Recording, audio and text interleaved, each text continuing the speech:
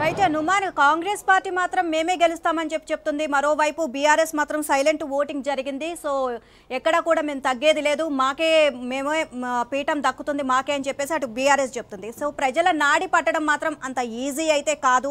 So అసలు polling ఎలా జరిగి ఉంటుందని మీ ఉద్దేశం? ముఖ్యంగా ఇటు డిసైడింగ్ ఫ్యాక్టర్స్ సాయంత్రం 4 గంటల నుంచి 6 గంటల వరకు జరిగినటువంటి ఓటింగ్. సో ఆ ఓటింగ్ మీద మాత్రం ఇటు బీఆర్ఎస్ కొంత ఆశలు పెట్టుకుంది. సో అది సైలెంట్ ఓటింగ్, మాకే పడిందని బీఆర్ఎస్ చెప్తుంది. కాదు మాకే పడింది, అదంతా కూడా అభ్యర్థిని చూసి పార్టీని చూసి చాలామంది స్వచ్ఛందంగా వచ్చి ఓట్లు వేశారంటూ ఇటు కాంగ్రెస్ చెప్తుంది. బట్ ఈ సైలెంట్ ఓటింగ్ అనేది ఎవరికి ప్లస్ అయింది ఎవరికి మైనస్ అయింది అని మాత్రము అది తెలియాల్సి ఉంది. బట్ ఎగ్జిట్ పోల్స్లో మాత్రం చూసుకుంటే మెజారిటీ ఎగ్జిట్ పోల్స్లో మాత్రం మొత్తం అధికార పార్టీకే జూబ్లీస్ పట్టమంటూ ఒకంత పెద్ద ఎత్తున కూడా ఎగ్జిట్ పోల్స్ తేల్చాయి. బట్ ఎగ్జిట్ పోల్స్తో సంబంధం లేకుండా కొన్ని సర్వే సంస్థలు కూడా ఏదైతే ఇటు బీఆర్ఎస్ పార్టీ సైలెంట్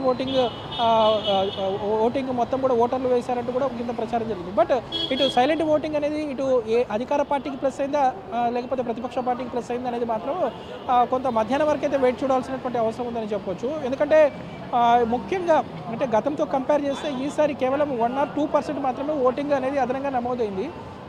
ప్రతిసారి ఉప ఎన్నికలు ఎక్కడ జరిగినా కూడా అంటే మునుగోడు జరిగిన దుబ్బాక జరిగిన ఎక్కడ జరిగినా ఒకంత అంటే 65 to 70, 75, 75% నమోదవుతుంది. బట్ జూబ్లీహిల్స్ ఎన్నికల్లో మాత్రం అలాంటి పరిస్థితి ఎక్కడ మనకు కనిపించలేదు. కేవలం అంటే 50% లోపు 48% మాత్రమే ఓటింగ్ నమోదైంది. దాదాపు 4 లక్షల మంది ఓటర్లు ఉన్న ఈ స్థానంలో కేవలం 1,91,000 మంది ఓటర్లు మాత్రమే తమ ఓటు హక్కును వినియోగించుకున్నారు. ముఖ్యంగా ఇటు గేటెడ్ కమ్యూనిటీస్ కానివ్వండి, అపార్ట్మెంట్స్ కానివ్వండి, విల్లాస్ కానివ్వండి, కాలనీస్లో ఉన్నటువంటి వారు మాత్రమే ఓటు వేయడానికి ముందుకు రాలేనటువంటి పరిస్థితి. సో ఈ నేపథ్యంలో చాలా వరకు అంటే ఓటింగ్ పర్సెంటేజ్ తగ్గడానికి మాత్రము అనేక కారణాలు ఉన్నాయంటూ కూడా ఇప్పటికే ఇటు ఎలక్షన్ కమిషన్ అధికారులు చెప్తున్నటువంటి పరిస్థితి ఉంది. సో మొత్తానికైతే ఫలితాలు ఏ విధంగా ఉండబోతున్నాయి ఏంటి అనేది మాత్రము సర్వత్రా చర్చనీయాంశంగా మారింది. ఇటు రాష్ట్ర వ్యాప్తంగా కూడా ఒక టెన్షన్ వాతావరణం అయితే మనకు కనిపిస్తుందని చెప్పొచ్చు జూబ్లీహిల్స్ ఉప ఎన్నికల మీద.